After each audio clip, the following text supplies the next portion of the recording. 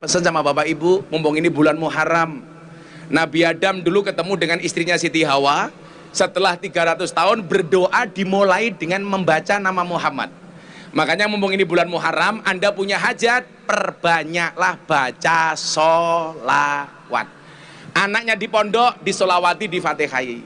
Anaknya di rumah, tidur pegang kepalanya bu, fatihai, solawati. Allahumma sholli ala Sayyidina Muhammad wa ala ali Sayyidina Muhammad.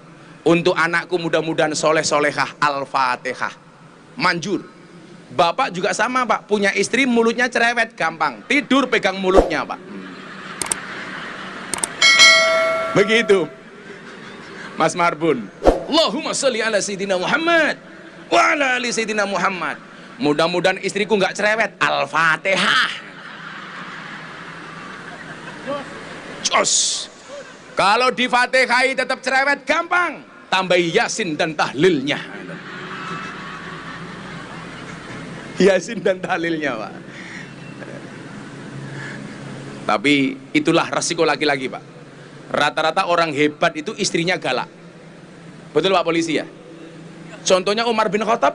Umar bin Khattab itu pak, setan, jin, demit, iblis takut sama Umar. Tapi Umar takut sama istrinya. Berarti kalau bapak-bapak istrinya galak, berarti istrinya keturunan demit, setan, iblis. Ciri-cirinya jilbabnya merah.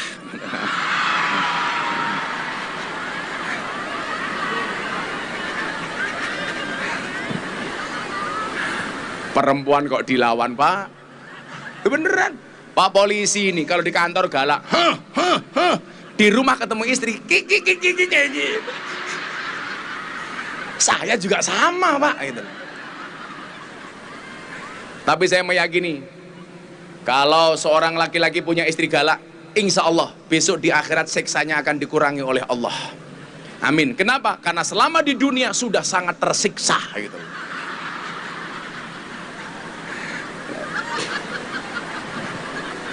Ya Allah, yang gemuk ketawanya kakak. Hidup orang gemuk ya bu ya. Ya. Karena sekarang cewek gemuk lebih disukai daripada cewek seksi. Kenapa? Karena cewek seksi hanya fokus kepada penampilan, tidak pernah fokus kepada perasaan. Iya. Wong lemu. Wajanakum su'uban wa qabail. Dalam konteks keindonesiaan, semua suku bangsa yang ada di Indonesia di mata negara sama. Tidak kok Jawa lebih mulia dibandingkan Batak atau sebaliknya. Anda Batak, saya Jawa, Anda mungkin ada orang Melayu, ada orang Sunda, ada orang Banyumas Ngapak. Semuanya dalam bingkai Pancasila sama. Kita sederajat. Gak ada bedanya. Gak ada lagi istilah mayoritas lebih hebat dibandingkan minoritas. Gak ada bu. Minoritas merasa kecil hati dibandingkan mayoritas. Dan kita punya prinsip, di mana bumi dipijak, di situ langit dijunjung. Itulah Bhinneka Tunggal Ika. Tujuannya untuk apa? Dilanjutkan ayatnya. Wajanakum su'uban wa qabaila lita'arafu, untuk saling mengenal. 3 bulan yang lalu saya dipanggil guru saya, Maulana Habib Lutfi bin Yahya Pekalongan, Mursid Jatman, Presiden Ulama Tasawuf sedunia. Beliau mengatakan apa? Yang dimaksud dengan lita'arafu, saling mengenal, tidak hanya saya mengenal Pak Bupati mengenal saya, tidak. Tapi lebih dari itu. Saya kenal Pak Bupati, oh beliau orang Batak. Saya kenal dengan Mas Arief Marbun, beliau orang Batak. Sekaligus mengenal budaya dan adat istiadatnya. Oh, saya orang Jawa. Apa kebiasaannya? Pakai blangkon. Ini kemarin saya haji bu pakai blangkon. Blangkon saya masyhur. Ditanya sama orang Arab, mahada, ini apa? Saya pusing jawabnya, blangkon bahasa Arabnya apa? Akhirnya saya jawab, hada blangkon. Ini adalah blangkon. Ditanya lagi, ma huwa blangkon? Pusing Pak Kiai Hambali jawabnya apa? Blangkon itu apa? Saya jawab inna urroksi wadahendas, tak bilang gitu. Karena saya pusing mau jawab gimana. Akhirnya belangkon saya diminta, Pak. Ta'al, belangkonnya bawa sini. Belangkon saya diciumi. Yo kecut kok goblok, tak bilang gitu. Kalau di sini ciri khasnya apa, Pak Bupati? Apa? Ciri khasnya di Lisedang apa? Ulos dan lain sebagainya. Namanya lita'arofu itu apa? Saya kenal Anda orang Batak dengan segala adat istiadatnya. Bila perlu saya belajar bahasanya, mengetahui budayanya, bahkan dengan segala kearifan lokalnya. Demikian juga sebaliknya, Pak. Loh, jangankan Bu Sumatera Jawa. Mungkin di sini, mohon maaf, Sumatera sesama orang Batak, sesama Jawa loh. Itu satu dari Jawa Timur, Banyuwangi sampai Jakarta. Anda tahu ada berapa bahasa, Bu? Di Banyuwangi ada suku namanya apa, Pak Ambali? Osing. Ngomongnya son. Dulu ada lagu terkenal. Son sembore semiki masyo taudan jero ati ana suarane ra ana wujute ento jenenge. Itu Banyuwangi, Pak. Son. Makanya kalau Anda berguru, gurunya tidak jelas, jangan-jangan gurunya entut. Nyebrang, Pak. Ketemu suku mana lagi, Bapak? Madura. Dormak bu-abu. Orang Madura ini lucu-lucu, teman saya. Kenapa? Rata-rata jualan sate. Lucunya di mana? Yang gerah orangnya yang dikipasi satenya. Nyebrang lagi, sama-sama Jawa ini, Pak. Mana? Surabaya. Bahasanya agak kasar. Danco gitu. Danco itu ternyata bukan misuh, Pak. Danco itu ternyata nama pahlawan tokoh yang ada di Belanda. Namanya Danko. Karena beliau pahlawan tokoh, namanya diabadikan jadi nama tank. Tank yang dikasih nama Danko itu tank kecil. Lah, kalau tank ini masuk ke kampung Surabaya, orang Surabaya teriak-teriak Danco, Danco, Danco, Danco. Kenapa orang Surabaya bilang Danco? Karena susah ngomong Danko. Orang Jawa bacanya Danco. Ke barat lagi, ketemu mana, Bu? Sama-sama Jawa, Jogja, Solo. Bahasanya halus banget kayak saya. Halus, Pak, kayak gini, Pak. Itu. Istri saya itu, Bu, kalau lebaran, kalau sungkeman, Masya Allah, bisa setengah jam, Bu, 30 menit.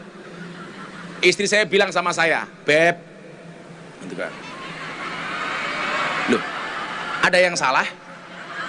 Istri saya manggil saya Beb. Saya manggil istri saya apa? Say. Ingat, bukan sayang. Syaitonir rajim.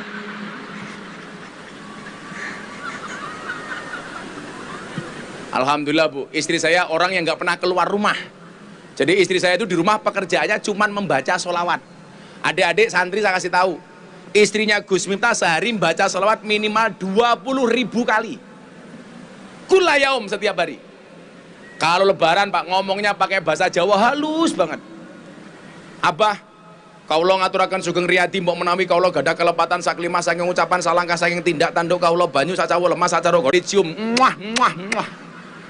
Ingat, perempuan mencium tangan suaminya pahalanya sama dengan mencium Hajar Aswad.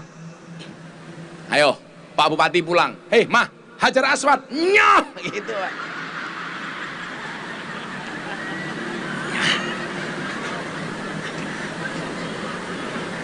Bu, pulang suaminya dicari. Hajar Aswad.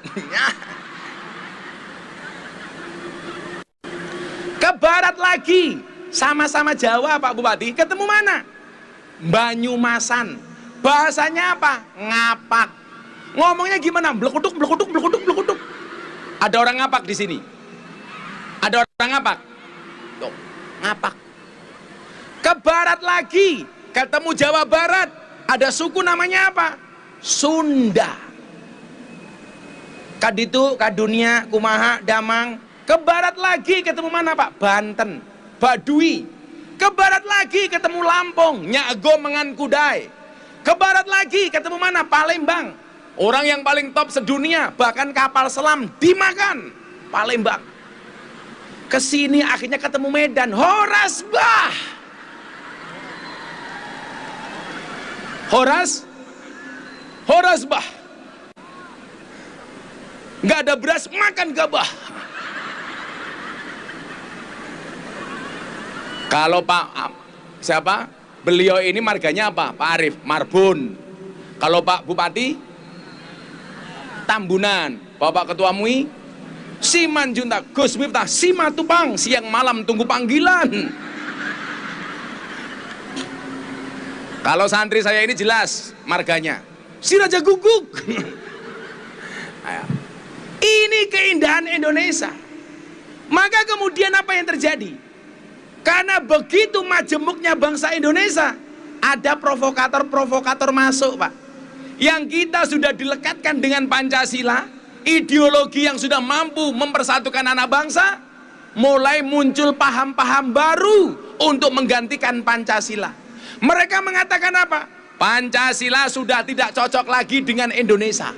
Padahal sudah terbukti kita berbeda suku, berbeda agama, ternyata mampu bersatu karena kita dipersatukan dengan satu ideologi yang sama, namanya Makanya saya mohon, kalau ada orang-orang baru membawa paham-paham baru yang mulai mengingkari Pancasila, tidak mau hormat kepada bendera, hati-hati. Ini jelas bertentangan dengan konstitusi negara. Dari perjuangan sampai hari ini, Pancasila terbukti dengan persatuan Indonesia. Artinya apa? Kalau ada orang yang ngajak Bapak Ibu untuk mengkhianati Pancasila, berarti diragukan nasionalismenya. Salah satunya siapa? Mereka yang mempunyai klaim terhadap tafsir agama yang dipahami adalah yang paling benar. Ini hati-hati. Al-Quran itu multitafsir, Bu. Tapi kita tidak boleh menafsirkan Al-Quran secara sembarangan. Maka Kanjeng Nabi mengatakan apa? Man fassarul Quran bira'yi falyatabawa maq'adahu minan nar.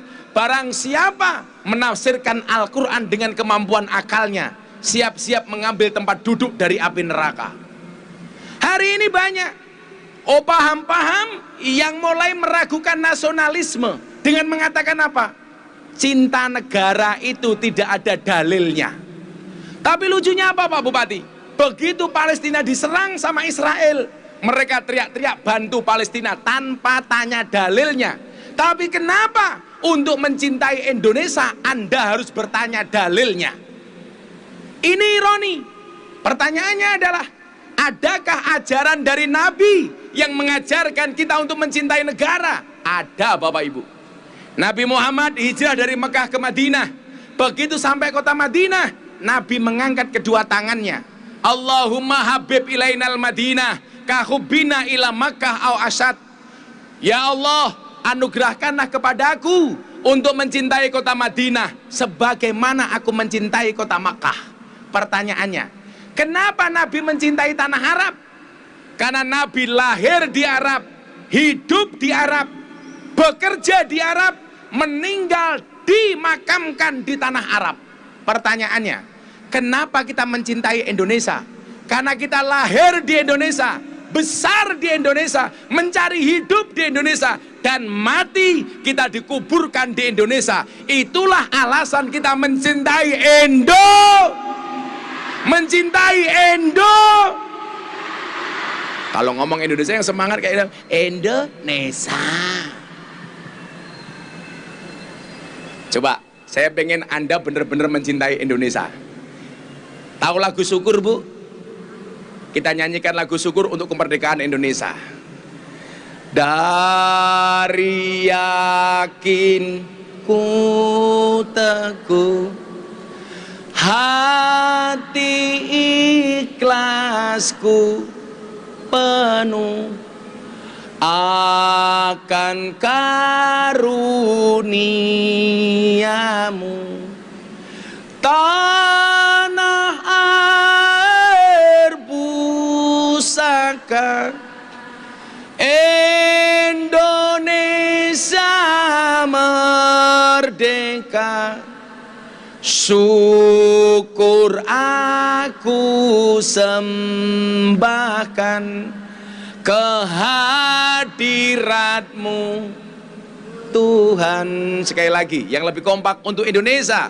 Dari yakin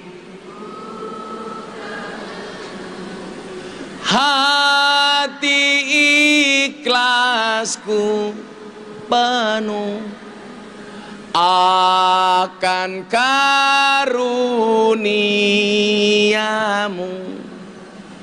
tanah air pusaka Indonesia merdeka.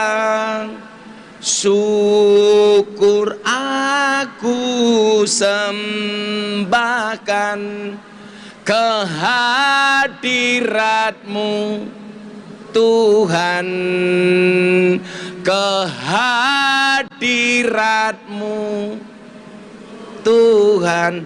Merdeka, merdeka. Shallu ala Nabi Muhammad. Takbir, Allahu Akbar. Kurang apa lagi kita tinggal di Indonesia, Pak? Dengan segala kemajumukannya, ternyata Allah menganugerahkan bangsa Indonesia menjadi bangsa yang besar berangkat dari persatuan. Maka saya minta perbedaan apapun yang muncul di antara kita, yakinlah bahwa perbedaan itu membawa rahmat. Perbedaan itu merekatkan, bukan meretakkan. Maka dengan persatuan yang kita jaga, saya teringat dengan sabda Nabi, la yadkhuluna jannata hatta tu'minu. Sekali-kali kamu tidak akan masuk surga sehingga kamu beriman. Wala tu'minuna hatta tahabu. Dan kamu belum dikatakan beriman sehingga memiliki rasa cinta dan kasih sayang. Mudah-mudahan kasih sayang di antara kita mampu menurunkan ridho dan rahmat Allah Subhanahu wa ta'ala. Amin. Sebagaimana Bu, hari ini saya datang atas nama cinta. Yakinlah cintaku padamu seperti air kencing di dalam kolam renang. Maksudnya apa? Wujudnya tidak nampak tapi hangatnya bisa dirasakan. Akhirnya Bapak Ibu, saya yakin masih ada yang belum sholat asar. Sebagai penutup pengen saya sampaikan, lihatlah, mohon izin Pak Bupati, Mas Arif, Pak Ketua MUI, kalau Pak Polisi, kalau kita punya mobil coba Anda lihat, kenapa kaca mobil bagian depan pasti jauh lebih besar dibandingkan kaca spion?